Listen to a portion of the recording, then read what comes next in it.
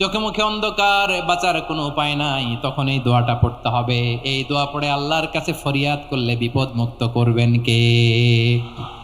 এমন বিপদ মাঝে মাঝে হয় না, দেয়ালে পিঠ থেকে যায়, চোখে মুখে অন্ধকার, কি করব দিশা খুঁজে পাই না, এরকম হয় কখনো? হ্যাঁ, আপনাদের হয়? হয় না? তো জান্নাতে আছেন আপনারা। হয় হয় এরকম হয়েছে না যে দেয়ালে পিঠ থেকে গেছে, চোখে মুখে অন্ধকার, ওই যাব, কি করব, বাঁচানোর কেউ না, এরকম হয়েছে কখনো আপনাদের? যদি হয় তাইলে এটার সলিউশন বলবো, না হইলে তো এগুলো বলে লাভ নাই। হয় হয় হয় বিশ্বনবী এরকম কঠিন বিপদে পড়েছেন জীবনের কিছু কিছু মুহূর্তে। ওই মুহূর্তে বিশ্বনবী স্পেশাল দুইটা দোয়া পড়তেন। এই দোয়াগুলো আপনাদেরকে জানিয়ে দেয়। বিশ্বনবী বলেন, কঠিনতম বিপদে যখন পড়বা, দেয়ালে পিঠ থেকে যায়, চোখে মুখে অন্ধকার, বাঁচার কোনো উপায় নাই, তখন পড়বা লা ইলাহা ইল্লা আনতা সুবহানাকা ইন্নী কুনতু মিনাজ জালিমিন। আল্লাহ, তুমি ছাড়া কোনো ইলাহ নাই, তুমি পবিত্র, নিশ্চয় আমি জালিমদের অন্তর্ভুক্ত। সুবহানাল্লাহ বলেন। এই দোয়া সাইয়েদনা ইউনূস আলাইহিস সালাম পড়েছিলেন যখন মাছের পেটে ছিলেন। কিসের পেটে? এবং অনেক মুফাসসিরিন ইকরাম বলেছেন, অনেক আহলুল ইলমরা বলেছেন, এটা হচ্ছে ইসমে আজম। ইসমে আজম এমন দোয়া যেটা দিয়ে দোয়া করলে আল্লাহ দোয়া কবুল করে, কিন্তু এটা কোনটা, এটা নিয়ে ইখতিলাফ আছে। কোন কোন আহলুল ইলম বলেন এই লা ইলাহা ইল্লা আনতা সুবহানাকা ইন্নী কুনতু মিনাজ জালিমিন, এটা হচ্ছে ইসমে আজম। সাইয়েদনা ইউনূস আলাইহিস সালাম পড়েছেন, আপনারা পড়েননি? তুফান হইলে পড়েন না? আমাদের এলাকায় তো এটা খুব, এটার উপর ব্যাপক আমল আছে। পটুয়াখালীতে কি অবস্থা বলেন? পড়েন পড়েন পড়েন পড়েন। একটা গল্প শুনেছিলাম, পাক হানাদার বাহিনী যখন বাংলাদেশে অ্যাটাক করতো, ৭১ সালের ঘটনা বলতেছে, আমরা তো দেখি নাই, শুনছি আর কি। ৭১ যদি দেখতাম এতদিনে রাজাকার হয়ে যেতাম। আল্লাহ আমাদেরকে বাঁচাই দিছে, আল্লাহর মেহেরবানি, ঠিক কিনা বলেন? মন মতো হইলে মুক্তিযোদ্ধা, মন মতো না হইলে রাজাকার।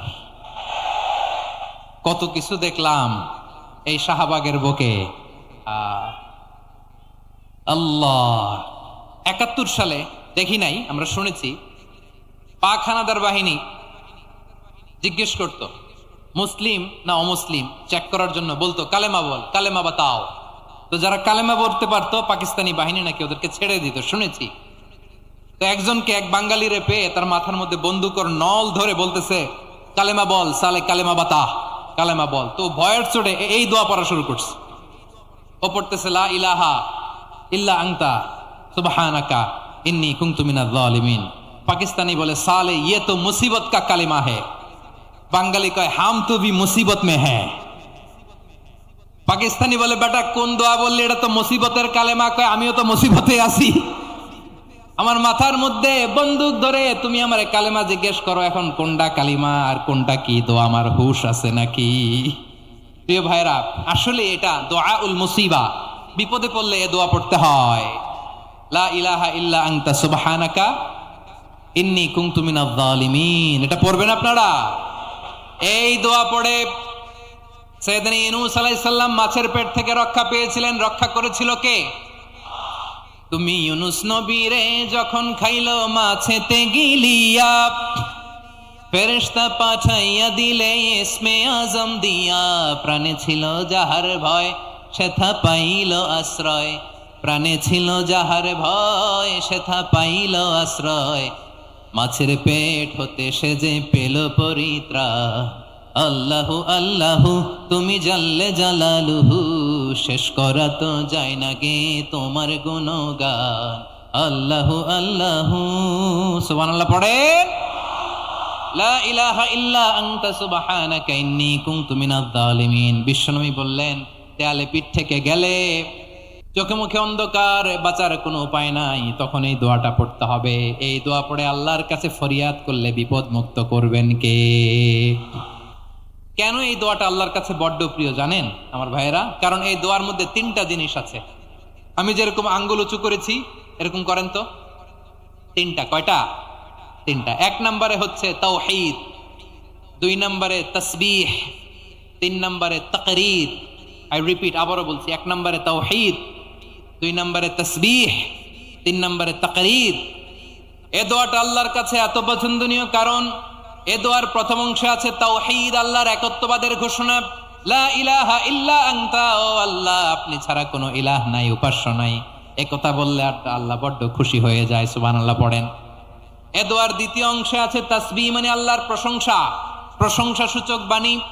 সুবহানাক সুবহানাক সুবহানাক, ও আল্লাহ আমি আপনার পবিত্রতা ঘোষণা করছি, সুবহানাক। একথা শুনলেও আল্লাহ খুশি হয়ে যায়, সুবহানাল্লাহ পড়েন। এই দোয়ার তৃতীয় অংশে আছে তাকরীর, তাকরীর মানে পাপের স্বীকৃতি। তাকরীর মানে কি?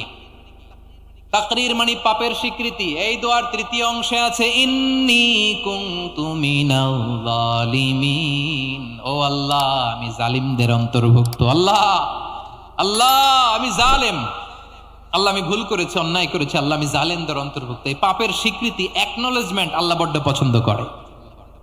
যখন আল্লাহর কাছে আপনি ছোট হবেন, ছোট হতে হতে যত ছোট হবেন ওই দৃশ্যটা দেখতে আল্লাহ বড্ড পছন্দ করে, সুবহানাল্লাহ বলেন। 3 নম্বর অংশ ইন্নী কুনতু মিনাজ জালিমিন, আল্লাহ আমি জালেমদের অন্তর্ভুক্ত। সাইয়েদনা আদম আলাইহিস সালাম ভুল করে যখন নিষিদ্ধ গাছের ফুল খেয়ে ফেললেন, ফল খেয়ে ফেললেন, আল্লাহ বললেন আদম ক্ষমা পেতে চাইলে তুমি আর হাওয়া মিলে স্বীকৃতি দাও, পাপের স্বীকৃতি। আর পড়ো রব্বানা যালামনা আনফুসানা ওয়া ইল্লাম তাগফির লানা ওয়া তারহামনা লানাকুনান্না মিনাল খাসিরিন। ও আল্লাহ আমি আদম আর হাওয়া যালামনা আনফুসানা, আমরা আমাদের নফসের উপর বড্ড জুলুম করেছি। আল্লাহ ওয়া ইল্লাম তাগফির লানা ওয়া তারহামনা, আপনি যদি ক্ষমা না করেন, আপনি যদি দয়া পরবশ না হন, আপনি যদি রহম না করেন, আমরা তো ক্ষতিগ্রস্তদের মধ্যে শামিল হয়ে যাব। এই দোয়া করার সাথে সাথে সাইয়েদনা আদম আর হাওয়া আলাইহিস সালামকে ক্ষমা করে দিলেন কে? তাহলে এই দোয়ার 3 নম্বর অংশ তাকরীর, এটা আল্লাহ বড্ড পছন্দ করে। আমার কলিজার টুকরা ভাইয়েরা, গুনাহ করে শিকার যেতে হবে, এটা আল্লাহ ভালোবাসেন। সাইয়েদনা আবু বকর রাদিয়াল্লাহু তাআলা আনহু বিষ্ণু ইসা ইসলামকে বললেন, ইয়া রাসূলুল্লাহ আল্লিমনি দুআআন আদউ বিহি ফি সালাতি, নবী হে আপনি আমার এমন একটা স্পেশাল দোয়া শিখায় দেন যে দোয়াটা আমি নামাজে পড়ব। নবী বললেন তাহলে তুমি পড়ো আল্লাহুম্মা ইন্নী যালামতু নাফসি যুলমান কাসীরান ওয়া লা ইয়াগফিরুয যুনুবা ইল্লা আনতা ফাগফিরলি মাগফিরাতাম মিন ইনদিকা ওয়ারহামনি ইন্নাকা আনতাল গফুরুর রহিম। সুবহানাল্লাহ। সালাম ফিরানোর আগে পড়েন, কথা কয় না, পড়েন পড়েন। ও আবু বকর, নামাজে যদি দোয়া করতে মনে চায় এই দোয়াটা পড়বা, আল্লাহুম্মা ইন্নী যালামতু নাফসি, আল্লাহ জুলুম করেছি আমার নফসের উপর, যুলমান কাসীরা অনেক জুলুম, ওয়া লা ইয়াগফিরুয যুনুবা ইল্লা আনতা, আপনি ছাড়া এই জুনুব, এই পাপ ক্ষমা করার দ্বিতীয় কোনো রব নাই। আছে? আল্লাহ ছাড়া আমাদের গুনাহ আর কে কে ক্ষমা করতে পারে বলেন তো? কে পারে? কে? এজন্য আল্লাহরে বলবেন, আল্লাহ আমি ছাড়া তোমার গোলামের অভাব নাই, ও আমার রব আমি ছাড়া এই জমিনের বুকে তোমার গোলামের অভাব নাই, কিন্তু তুমি ছাড়া তো আমার দ্বিতীয় কোনো রব নাই। পারবেন বলতে? পারবেন? চোখের পানি ছেড়ে আল্লাহরে বলবেন, আল্লাহ তুমি আমার রব, তুমি আমার সব। কি বলবেন? আল্লাহ আমারে রব। সবাই বলুন, আল্লাহ আমারে রব, দমে দমে তনু মনে তারি অনুভব, আল্লাহ আমারে রব। আল্লাহরে বলেন, আল্লাহ তুমি আমার রব, তুমি আমার সব। আল্লাহ আমি ছাড়া এই জমিনে তোমার গোলামের অভাব নাই, তুমি ছাড়া আমার দ্বিতীয় কোনো রব নাই। এ কথা বলে চোখের পানি ছেড়ে আল্লাহরে স্বীকৃতি দেন, আল্লাহ আমি পাপী, আল্লাহ জামিনে আমার চেয়ে বড় পাপী আর কেউ নাই। আমার প্রিয় ভাইরা, এই দোয়া আল্লাহর কাছে পছন্দনীয় হওয়ার কারণ 3টা। দোয়ার প্রথম অংশে আছে তাওহীদ, আল্লাহর একত্ববাদের ঘোষণা। এই দোয়ার দ্বিতীয় অংশ আছে তাসবিহ, আল্লাহর প্রশংসা সূচক বাণী। এই দোয়ার 3 নম্বর অংশ পাপের স্বীকৃতি। তাহলে আমরা সবাই গুনাহগার, আমরা আল্লাহর কাছে পাপের স্বীকৃতি দিয়ে বলবো, ও আল্লাহ ইন্নী কুনতু মিনাজ জালিমিন, আমরা জুলুম করেছি, পাপ করেছি, অন্যায় করেছি, আল্লাহ বুঝতে পারি নাই, শয়তানের ওয়াসওয়াসায় পড়ে, বন্ধুর পাল্লায় পড়ে, নফসের খায়েশ মিটাতে যে আল্লাহ করে ফেলেছি, তুমি গুনাহ না মাফ না করলে আমাদের গুনাহ মাফ করার দ্বিতীয় কেউ নাই, ঠিক কিনা বলেন? এভাবে অনুতপ্ত হয়ে যদি আল্লাহর কাছে দোয়া করেন, দেয়ালে পিঠ থেকে গেছে, কোন রাস্তা নাই বের হওয়ার, ওই মুহূর্তেও আপনাকে বিপদ থেকে উদ্ধার করবে কে?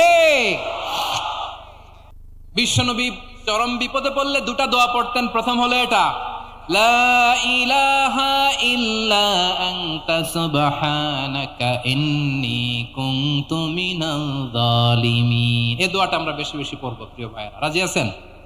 সবাই আওয়াজ করে পড়ুন ইনশাআল্লাহ। আমার প্রিয় ভাইয়েরা, বিপদে পড়লে বিশ্বনবী আরো একটা দোয়া পড়তেন, লা ইলাহা ইল্লাল্লাহুল আযীমুল হালিম, লা ইলাহা ইল্লাল্লাহু রাব্বুল আরশিল আযীম, লা ইলাহা ইল্লাল্লাহু রাব্বুস সামাওয়াতি ওয়াল আরদি ওয়া রাব্বুল আরশিল কারীম।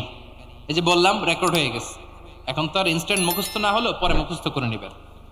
আল্লাহ ছাড়া কোনো উপাস্য নাই, তিনি সমহান মহা সহিষ্ণু।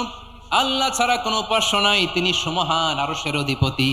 আল্লাহ ছাড়া কোনো উপাস্য নাই, তিনি আকাশের মালিক, জমিনের মালিক, তিনি সুবিশাল আরশের অধিপতি। সুবহানাল্লাহ পড়েন।